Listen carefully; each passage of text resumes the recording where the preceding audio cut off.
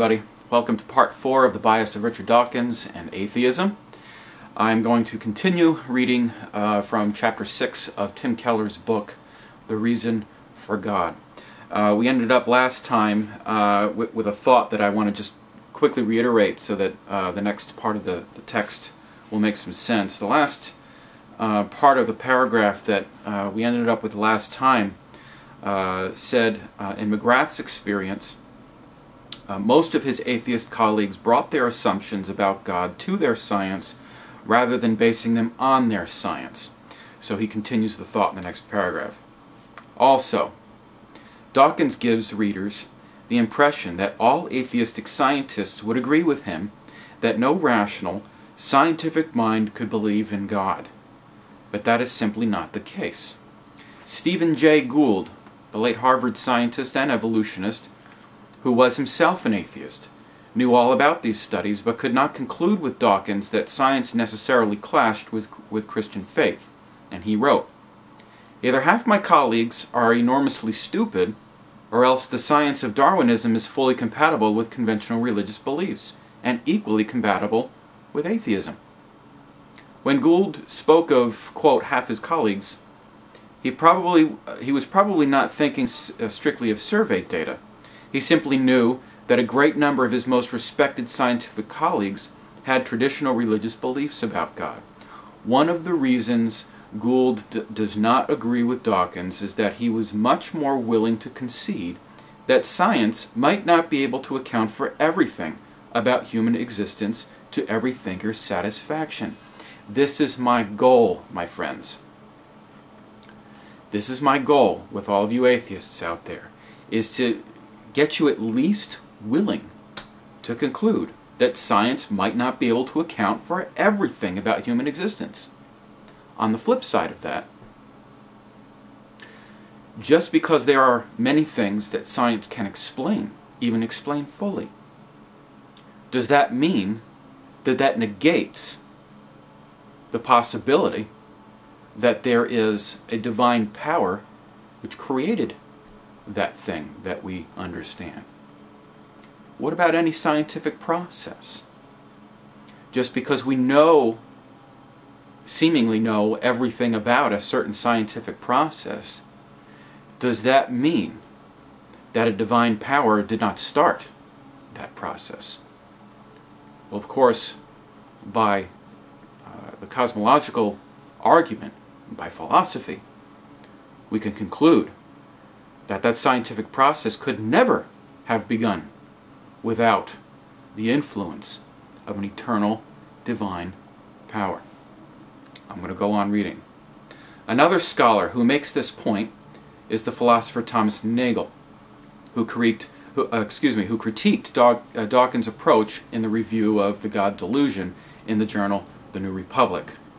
Nagel, too, is an atheist, but thinks Dawkins is wrong to insist that if we're going to be scientific at all, we must embrace, quote, physicalist naturalism, that the ultimate explanation of everything must lie in particle physics, string theory, or whatever purely existential laws govern the elements of which the material world is composed, unquote.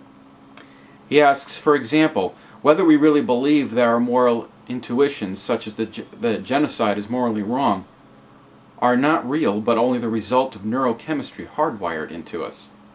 Can physical science do full justice to reality as human beings experience it? Nagel doubts that, and so do I. He writes, "The reductionist project usually tries to reclaim some of the originally excluded aspects of the world by analyzing them in physical, that is, behavioral or neurophysiological terms, but it denies reality to what cannot be so reduced. I believe the project is doomed, that conscious experience, thought, value, and so forth are not illusions, even though they cannot be identified with physical facts. There are things which are unexplained. Maybe they will always be unexplained. Does that mean they are delusion? Absolutely not. That means that we are incapable of explaining certain things, or we're unable, or We are not smart enough. God forbid we aren't smart enough to figure something out for ourselves.